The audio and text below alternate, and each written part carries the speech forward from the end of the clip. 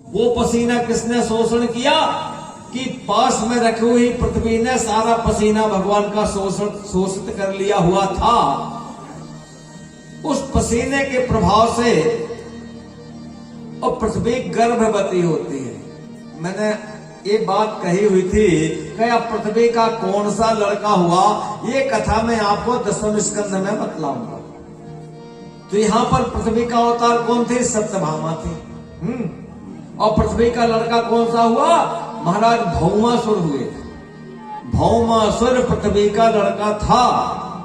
प्राग ज्योतिषपुर को अपनी राजधानी बनाए करके और सुंदर उसकी जो किला था 7 खाइयां खुदी हुई थी।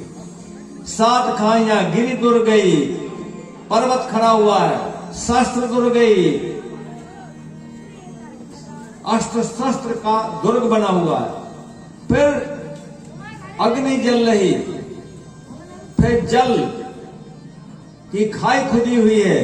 इसके बाद मुर नाम के जो शस्त्र होता है ना, उसका ऐसा जाला बंधा हुआ है, बना हुआ है कि जहां पर कोई साज में प्रवेश नहीं कर सकता था। ऐसे 7 दुर्ग के अंदर प्राग ज्योतिषपुर का निर्माण उसने करवाया हुआ था। तो 16,100 कन्याएं जब उसने बंद कर ली कि जब 16,108 हो जाएंगी तब मैं इन सभी के साथ में पानी ग्रहण करूंगा। भगवान सुधर्मा नाम की सभा में विराजमान थे। उसी समय 16,100 कन्याओं की चिट्ठी मिली, पत्र मिला भगवान को। भगवान ने पत्र पढ़ा, उसमें लिखा हुआ था, हे प्रभु, हे त्रिलोकीनाथ, आप पतित हैं, आप पतित को पावन करने वाले हैं प्रभु, और हमसे बड़ा पवित्र संसार में कोई नहीं है।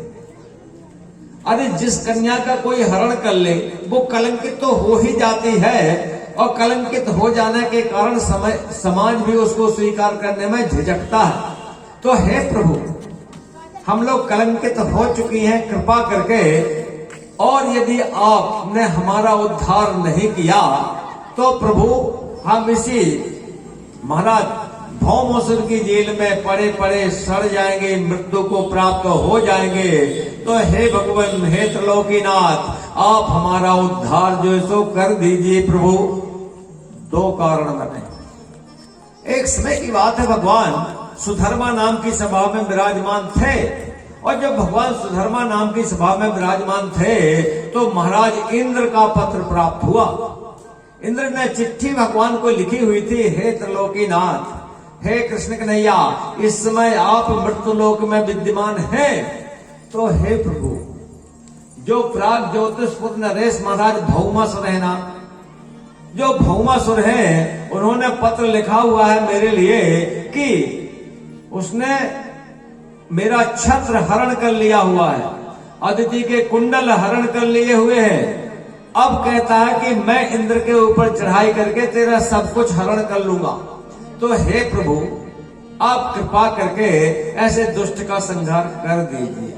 3 कारण जब बने तो भगवान ने विचार किया, दिव्य महती सेना भगवान ने ली, और सेना लेकर के महारानी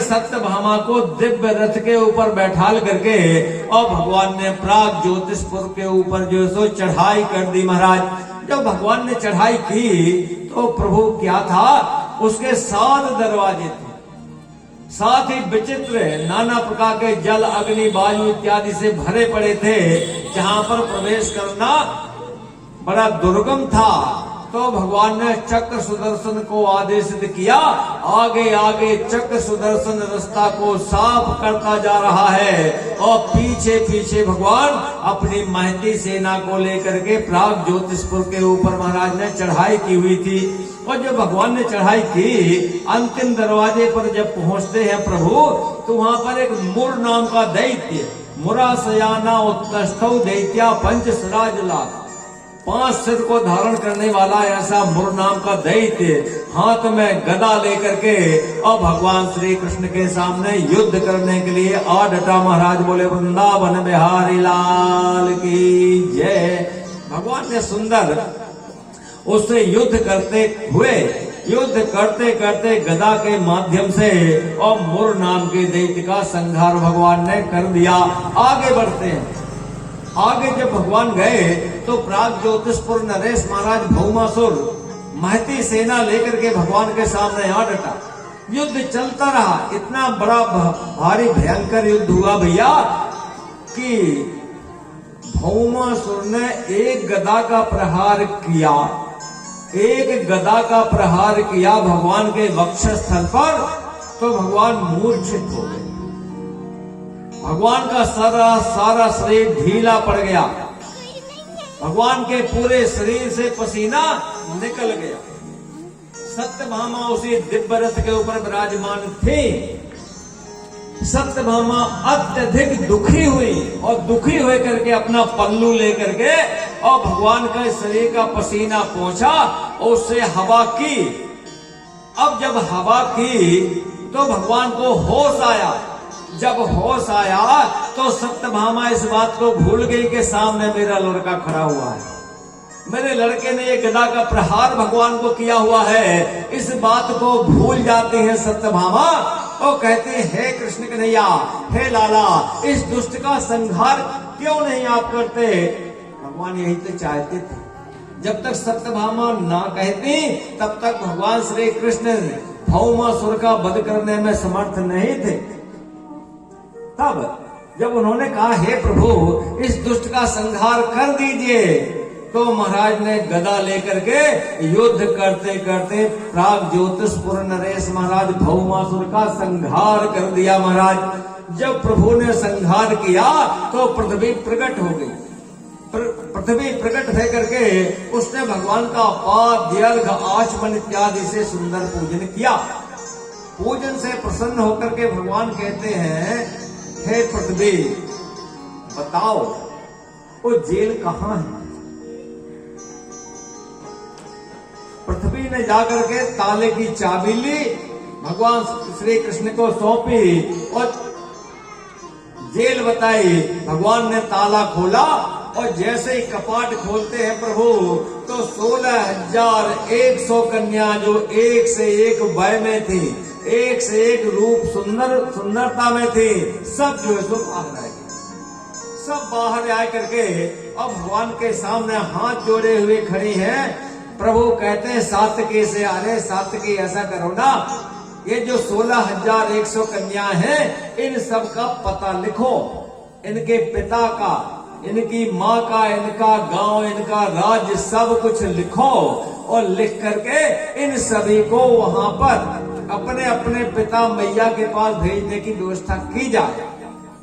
जब सात्विकी लिखने लगे तो 16,000 कन्याएं, 16,100 कन्याएं हाथ जोड़ करके बोली कि हे प्रभु, हम लोग तो कलंकित हैं और आप पतित को पावन करने वाले हैं प्रभु, पवित्र करने वाले हैं। इसलिए हे प्रभु, हम सब लोग मनसा वाचा कर्मणा आपको अपना पति मान चुकी हैं। इसलिए हे प्रभु, हमको माता पिता के पास मत भेजिए, हम तो कलंकित हैं। ऐसा जब कहा तब श्री सुखदेव जी महाराज कहते, हे परीक्षित जी, भगवान ने सुंदर 16,100 स्वरूप बनाए। किसी को पता नहीं लगा कि मेरे बगल से कौन खड़ा है। जो जिस कन्या के पास भगवान खड़े थे, केवल उसको मालूम था कि भगवान मेरा ही वर्ण कर रहे हैं।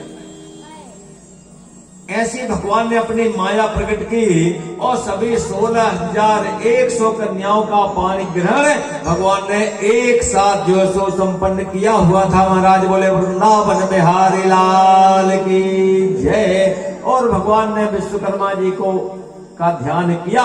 विश्वकर्मा जी सामने उपस्थित हुए, उनसे कहा, हे विश्वकर्मा जी, द्वारकापुरी में जाकर के 16,100 दिव्य स्वर्णमय भवनों का निर्माण करके और इस प्रत्येक कन्या को एक एक घर में जो सो स्थापित किया जाए। महाराज बोले, वृंदावन बिहारी लाल की जय। विश्वकर्मा जी ने जाकर के द्वारकापुरी में 16,100 दिव्य भवनों का निर्माण करके जो सभी प्रकार से सुरक्षित था, और प्रत्येक भवन में एक एक कन्या को स्थापित किया। इस प्रकार से भगवान के कितने विवाह हो गए? 16,108 विवाह संपन्न। अब भगवान ने विचार किया क्या करना चाहिए। भगवान उसी दिव्य रथ पर सत्यभामा को बैठाल करके और प्राग ज्योतिषपुर से भगवान सीधे देवलोक के लिए जाते हैं। देवलोक में राजा इंद्र को मालूम पड़ा कि त्रिलोकीनाथ कृष्ण कन्हैया आए हुए हैं, तो भगवान का सुंदर दिव्य स्वागत करके उच्च सिंहासन पर बैठाल करके पाद अर्घ आचमन इत्यादि से भगवान का पूजन किया, और भगवान ने जो कवच कुंडल इत्यादि भौमासुर ने हरण किए थे वे भगवान ने लौटा दिए। लो इंद्र जी, ये तुम्हारी धरोहर है, पकड़ो। उनको दिया, स्वागत स्वीकार किया। इसके बाद भगवान सुंदर दिव्य रथ पर बैठ करके चले जा रहे थे, तो रास्ते में पारिजात वृक्ष मिला, कल्प वृक्ष मिला, तो भगवान ने रथ खड़ा कर दिया। रथ खड़ा करके और भगवान जा करके उस कल्प वृक्ष को उखाड़ रहे थे। कल्प वृक्ष को भगवान उखाड़ रहे थे। उसी समय राजा इंद्र महती सेना लेकर के भगवान के सामने युद्ध करने के लिए आ डटा। जब युद्ध करने के लिए आया, तब गुरु बृहस्पति कहते धन्य है तेरी बुद्धि को। राजा इंद्र तेरी बुद्धि को धन्य है, इन्हीं त्रिलोकीनाथ कृष्ण कन्हैया ने तो तुझे इंद्र बनाया हुआ था, आज वहीं से तू युद्ध करने के लिए चला।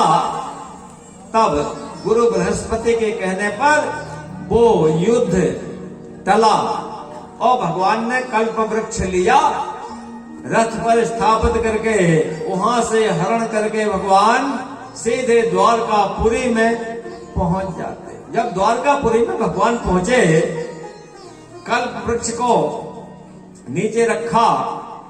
अब वृक्ष का, कल्प वृक्ष का पौधा लगना है ना, वृक्ष लगना है ना, तो भाई पूजन की आवश्यकता होगी। पूजन के लिए कोई नहीं मिला, तो कौन मिल गए भैया? देवर्षि नारद मिल गए। बढ़िया, देवर्षि नारद जी आए। कल्प वृक्ष के पौधे को रोपण करने के लिए जब देवर्षि नारद आए, बढ़िया आसन लगा करके, किसके आंगन में हो रहा है? सत्यभामा जी के। तो सत्यभामा विराजमान थी। नारद जी ने सुंदर आचमन कराया, तिलक इत्यादि लगवाया, पृथ्वी का पूजन करवाया, और पृथ्वी का पूजन करने के बाद बढ़िया दिव्य सृष्टि वाचन का वाचन नारद जी ने किया। इसके बाद संकल्प की बात आई। महाराज नारद जी ने सत्यभामा जी से कहा कि वृक्ष का रोपण होना है तो संकल्प करिए। सत्यभामा बोली, देवर्षि क्या चाहिए? अरे जो आपकी इच्छा हो। नहीं नारद जी, आपको जो चाहिए तो मांग लीजिए, जो आपकी इच्छा हो वो दे दीजिए। सत्यभामा ने फिर से कहा कि जो आपकी इच्छा हो हे नारद जी, वह आप मांग लीजिए। तो देवर्षि नारद कहते हैं, हे सत्यभामा, क्या जो मैं मांगूंगा आप दे देंगी? बोले हाँ दे दूंगी, आप मांगिए। तो देवर्षि नारद ने कहा, हे सत्यभामा, हे राजरानी, मैं चाहता हूं कि आप मुझे कृष्ण कन्हैया दे दीजिए। क्या मांगा नारद जी ने? कृष्ण कन्हैया को मांगा। भावुकता में, आवेश में आकर के सत्यभामा ने कहा कि हे नारद जी, मैंने कृष्ण कन्हैया आपको दिए। लो, बढ़िया, गणेश जी का पूजन ही हुआ, पृथ्वी का पूजन करके वृक्ष की स्थापना हुई। अब वृक्ष स्थापना की जब पूरी पूजा हो चुकी, तब भगवान कृष्ण कन्हैया दान में नारद जी को मिल चुके थे। तो देवर्षि नारद ने अपनी अधारी और वीणा कृष्ण कन्हैया को दी। चलो, तुम तो मुझे दान में मिले हो ना, तो भगवान ने अंधारी टांगी, वीणा हाथ में ली, आगे आगे देवर से नारद चलने लगे और पीछे पीछे भगवान कृष्ण कन्हैया चलने लगे। भगवान पग तो आगे रखते हैं, देखते प्रभु पीछे हैं। जब भगवान जाने लगे तो 16,108 रानियां और सारे प्रजापुरवासी माता पिता सब लोग अत्यधिक रुदन करने लगे। जब रुदन करने लगे सब लोग किसको उलहना दे रहे हैं? सत्यभामा को। सत्यभामा, कभी भी कोई काम करने के पीछे उसका परिणाम सोचना चाहिए। तुमने बगैर विचारे, बगैर सोचे, बगैर समझे और आपने बताओ आज कृष्ण ने दान कर दिए।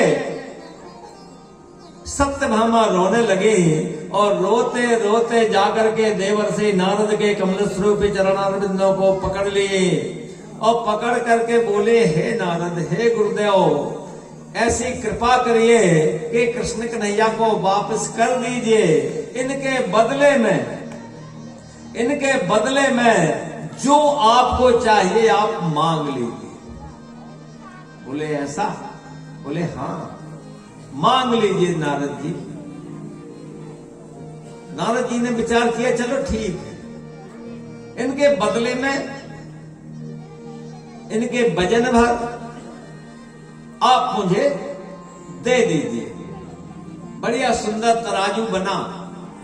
उस तराजू में एक तरफ एक पलड़े पर महारानी सत्यभामा का जो वैभव था, सोना चांदी हीरा मोती क्या नहीं था वहां। जब स्वर्ण की द्वारका ही बनी हुई थी तो क्या नहीं था। बढ़िया उस पलड़े पर सब कुछ रख दिया गया।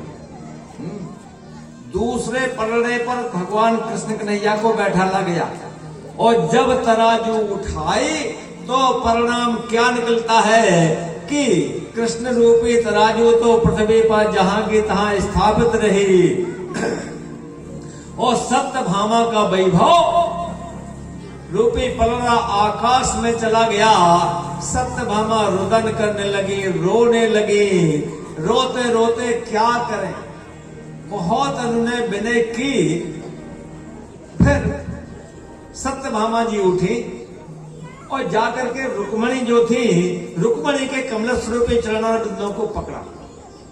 रुक्मणी के कमल स्वरूपी चरणारविंदों को पकड़ करके कहते हैं, दीदी बहुत गलती है, हे बहन माफ कर दो, कोई उपाय निकालो जिस उपाय के कारण आज कृष्ण बच जाएं। रुक्मणी ने बहुत उलहना दिया, सारी बातें सत्यभामा श्रवण करती रही। रुक्मणी ने कहा, सत्यभामा ऐसी गलती कभी नहीं करना चाहिए जो तुमने आज की हुई है। चलो ठीक है। रुक्मणी उठी, जा करके अपना पल्लू खोल करके और तुलसी मैया के सामने पहुंच गई। तुलसी के पास में पहुंची और अपना मस्तक झुका करके तुलसी मैया को नमस्कार प्रणाम किया। इसके बाद अपना पल्लू फैला दिया। हे मां, हे तुलसी, आज इस द्वारका की लाज आपके हाथ पे है मैया। जब अनु ने विनय की तो तुलसी से एक पत्ता टूटा। तुलसी से एक पत्ता अपने आप टूटा और रुक्मणी की पल्लू में पहुंचा। रुक्मणी ने उस पत्ते को उठा करके मस्तक में हृदय से लगाया और जाकर के जो तराजू बनी हुई थी, एक तरफ कृष्ण कन्हैया विराजमान थे, दूसरी तरफ उस तुलसी के पत्ते को रखा और रख करके जैसे ही उठाया, परिणाम क्या निकलता है कि कृष्ण रूपी पलड़ा तो आकाश में चला गया और तुलसी रूपी पत्ता जहां का तहां पृथ्वी पर स्थापित रहा। महाराज बोले वृंदावन बिहारी लाल की जय।